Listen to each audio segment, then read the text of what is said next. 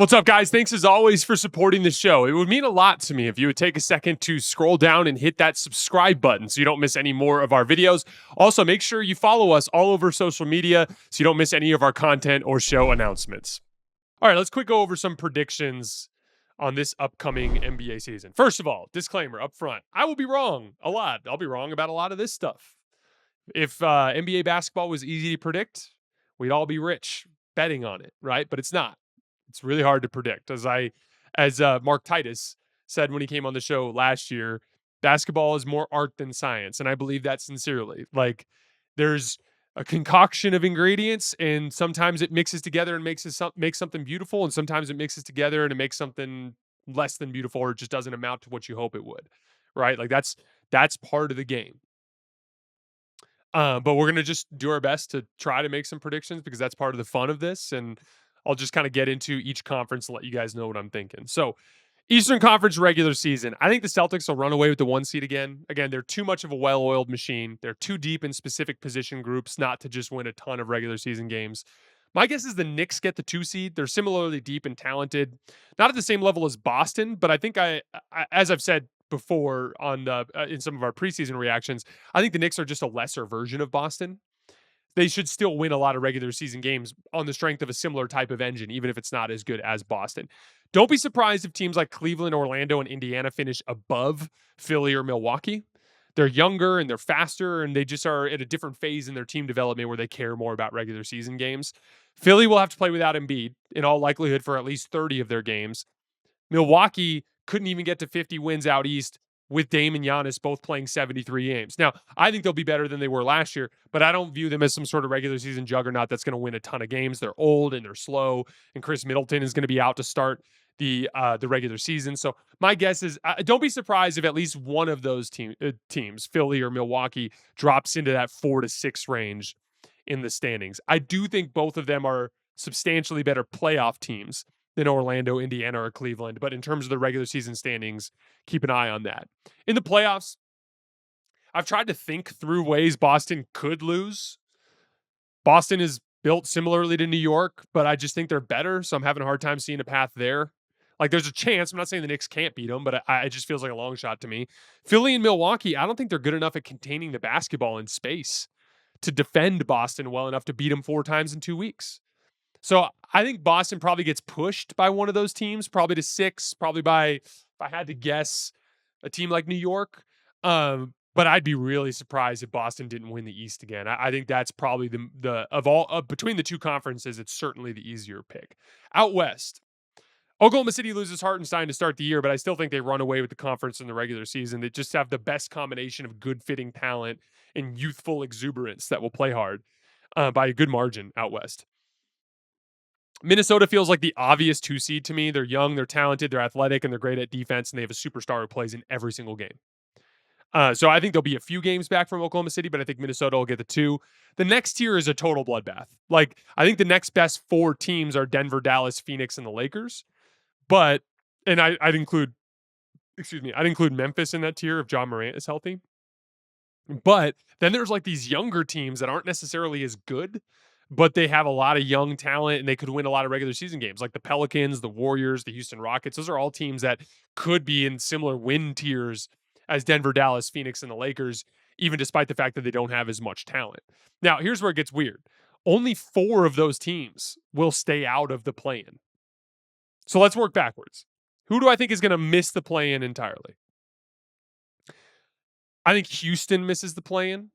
I don't think they have enough shooting. That's the main thing. Houston has a ton of talent. They've got a deep rotation of really good players, but they've got a lot of guys that you can sag off into the lane and help. I think that's going to hurt them in close games. I expect them to be right around where they were last year, right around 500, maybe a little bit below. And I think that keeps them out of the play-in.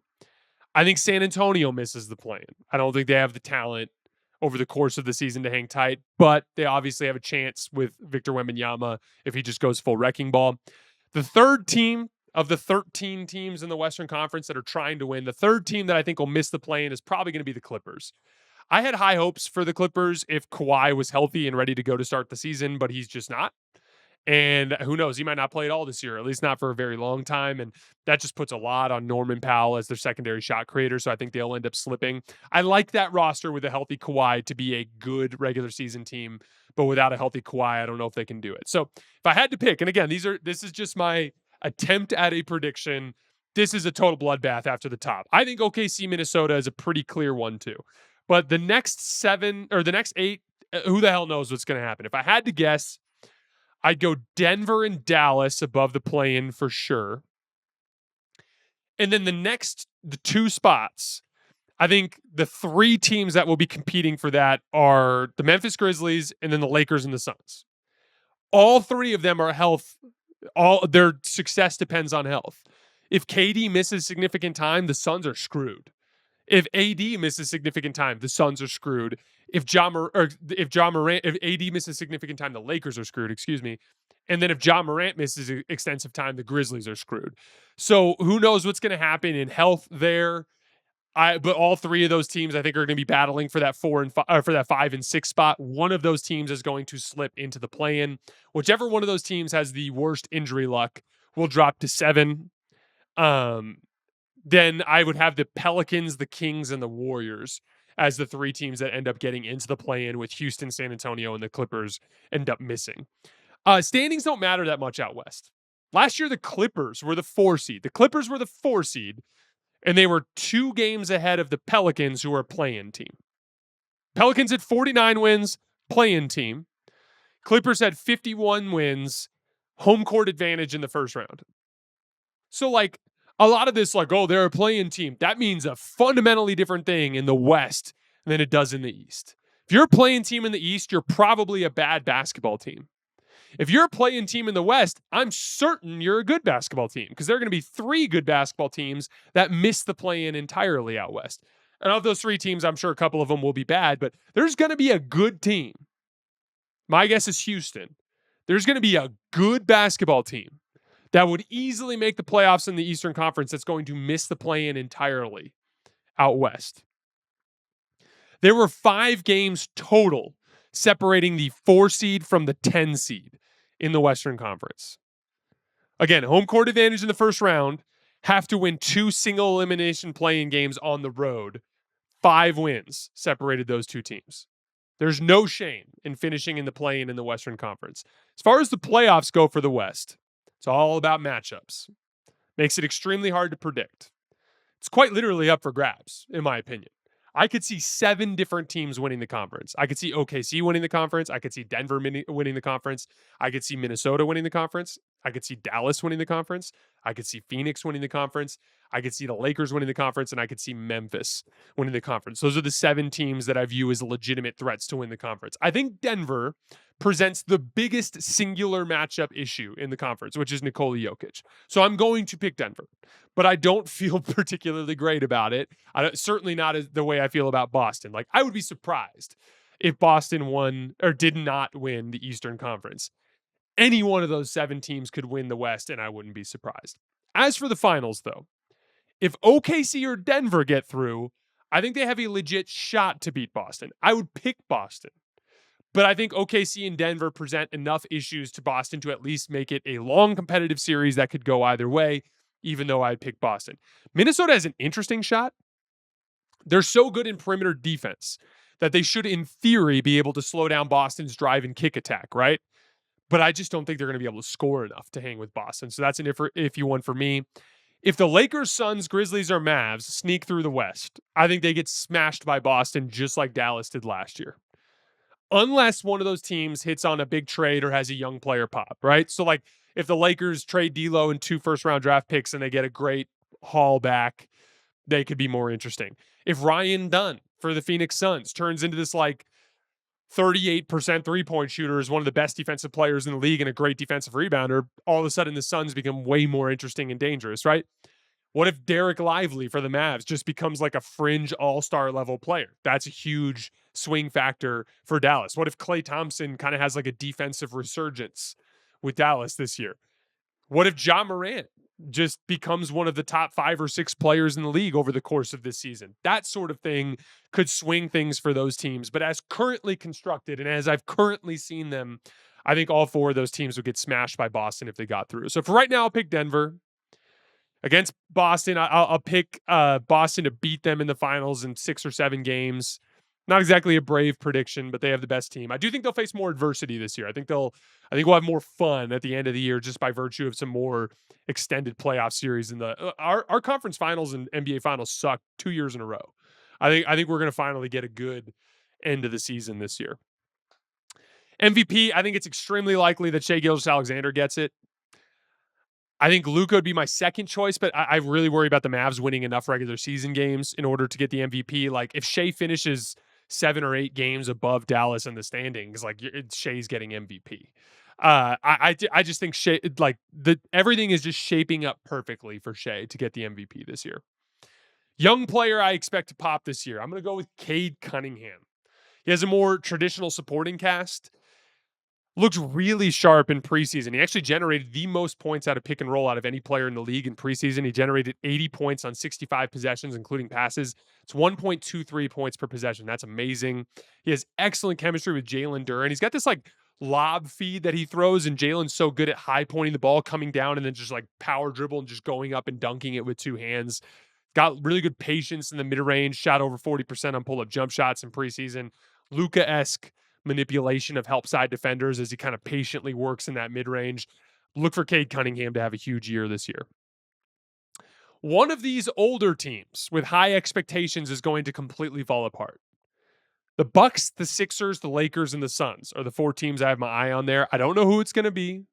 It's probably going to involve an injury to a star, but one of those teams is going to fall apart, maybe even more than one. But it just seems like almost a certainty that one of those 4 teams is going to have a very disappointing season, probably based on injury luck. A couple mediocre teams is our last bit for today. A couple of mediocre teams that I expect to be surprisingly good. These are the 4 teams that I picked out. All of these teams I think people expect to struggle, but I think will be pretty solid. 1, Golden State. They didn't make a trade this offseason. And so we already knew without a doubt from last year that they just don't have the firepower to hang with the top teams in the league. But they added some high-level role players that specifically fit their style really well on both ends. They looked super sharp in preseason. They look like a team to me that's going to really hold up well against the lower-end teams on their schedule, which should keep them afloat in the standings. And watch out, if Steph has a little bit of a bounce-back year and gets back to, like, near where he was when he was a top 5 player in this league, that could be something that swings a bunch of clutch games for Golden State, and then suddenly they could be in a much more favorable position. And they're a candidate for a midseason trade as well that could move some things. But I think Steve Kerr is the second best coach in the NBA. I think Steph Curry and Draymond Green are incredible leaders. I think they look super locked in. Don't be surprised if Golden State is super scrappy this year. The Clippers were a team I was super high on before not high as like a playoff threat, but high as a regular season team before the Kawhi injury. They lose Paul George. Everyone's off the scent, but they just have all these good perimeter defenders, and James Harden is a really good regular season offensive engine. Zubac is the perfect pick and roll partner for him. Again, just like youthful exuberance and speed on the perimeter combined with good half-court shot creation. I just believe in that formula for winning regular season games. So even without Kawhi, even though I think now without Kawhi they'll probably slip out of the play-in, I think even without Kawhi they're going to be a pain in the ass, and they're going to win some games this year where like they look like the easy win on the schedule, and then it's like, holy shit, the Clippers beat them again or whatever it is. Like, I think they're going to be a decent team this year.